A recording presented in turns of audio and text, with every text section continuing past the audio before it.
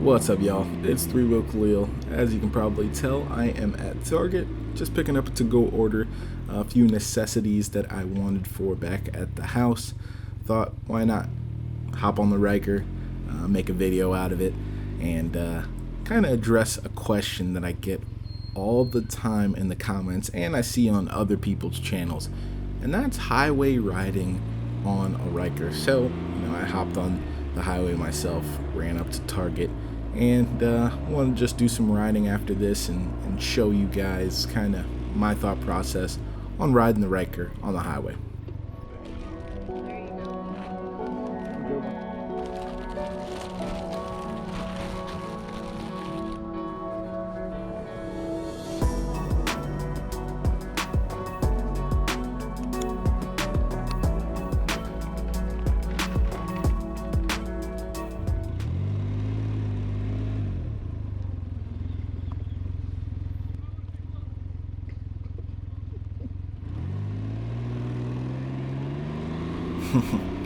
I've told you guys before about all the attention you get on one of these bad boys. Not necessarily a bad thing, but you're not always in the mood for it. However, let's get it going.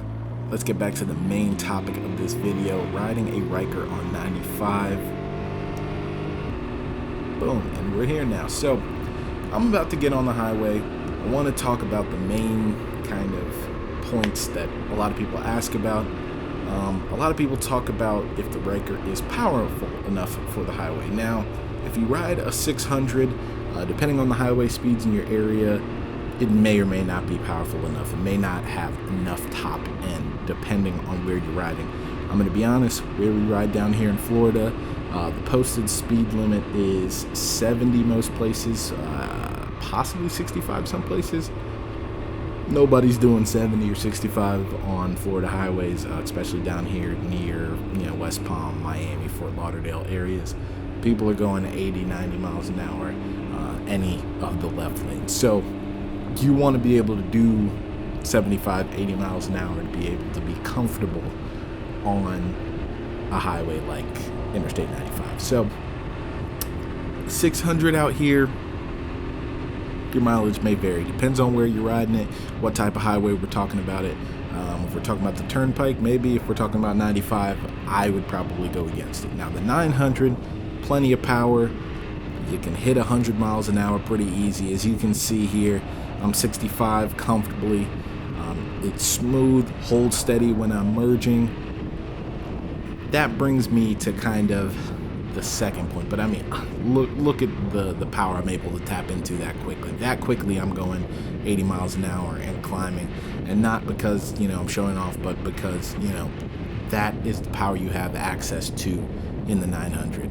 I like to normally kind of cruise around on 95 around 80, or you are way out of the flow of traffic. So the second thing I hear all the time about Ryker riding on the highway is that it's twitchy, the steering isn't responsive, and for me personally, that's pretty far from the truth.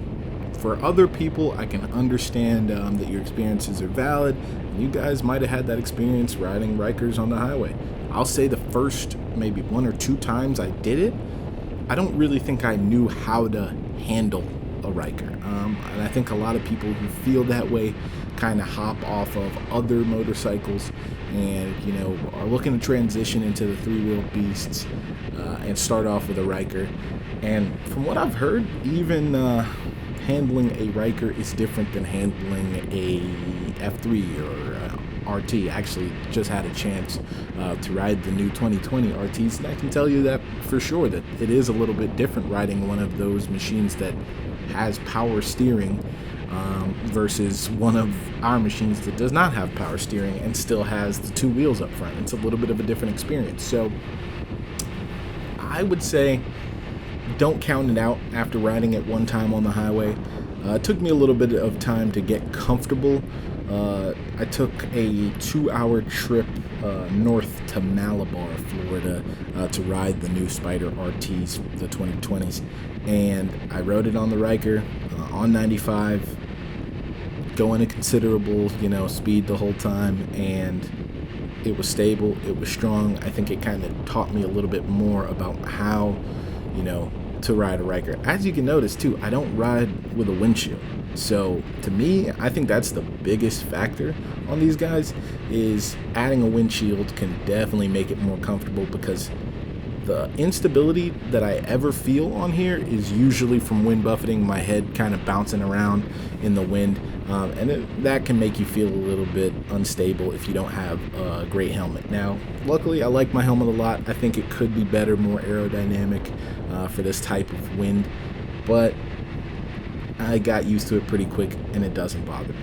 But coming into corners on the highway, I don't ever feel like, you know, the wind is pushing me around, moving me in the lane. I think you can watch in the clip and see that I stay pretty planted in the lane the whole time. It's not really a problem for me.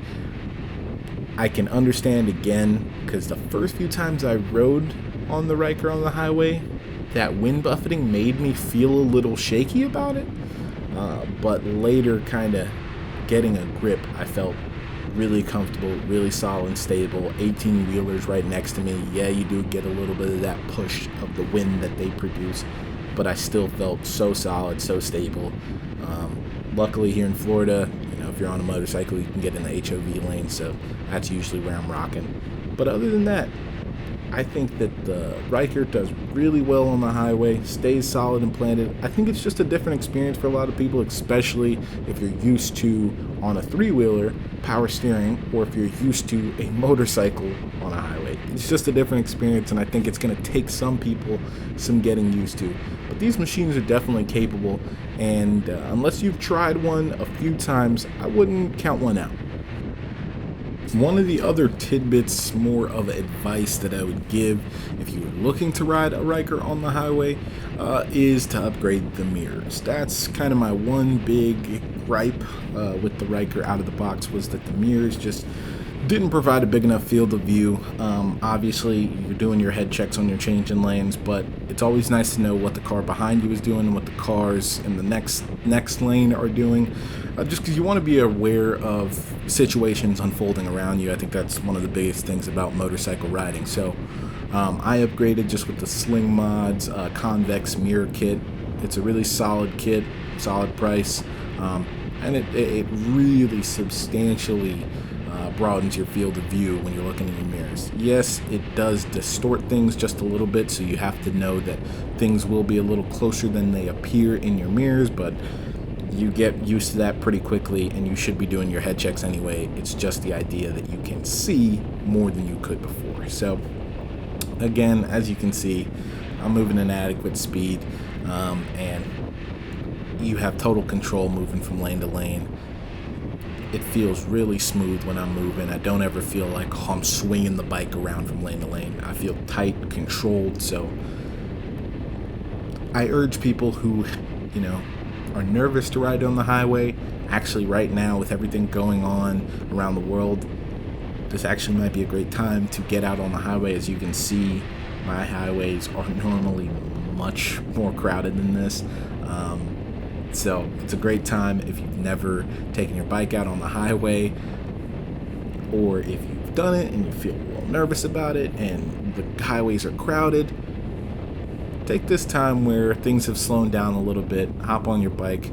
It might not be a bad time to try it out, practice it a little bit, especially if you live in a more rural area where, you know, the traffic was never a concern. So I'm going to take one more pass up north on 95 just to give you guys a little bit more footage, a little bit more context for the opinions that I have here. And maybe you'll see that the Ryker is not something to be feared on the highway. So thank you to everybody who's watching this video. I really appreciate it. I just want to provide a different perspective to riding a Ryker on a major highway. I've seen so many comments about it, so many questions about it. It seems like people may have had a bad first experience or just kind of scared of the gravity of it all. And as you can tell, these Rykers definitely have plenty of power to handle you. It's really how you handle it that is the other side of the question. So I think you just need to get used to it. Take your time, get out there in safer conditions and practice a little bit and learn how the Ryker operates. Maybe you don't like how it does, and that's perfectly fine too, but it works really well for me and I really like it. Anybody, if you're gonna hop on a highway, definitely make sure you're rocking all your gear: helmet, jacket, leg armor, boots. It might just save your life. So I'll leave it at that. Thank you again for being a subscriber, for being a viewer. Leave a comment with your ideas on highway riding being the safest as possible, or just your ideas on it in general. Thanks, and remember, life's more fun on three wheels. Peace.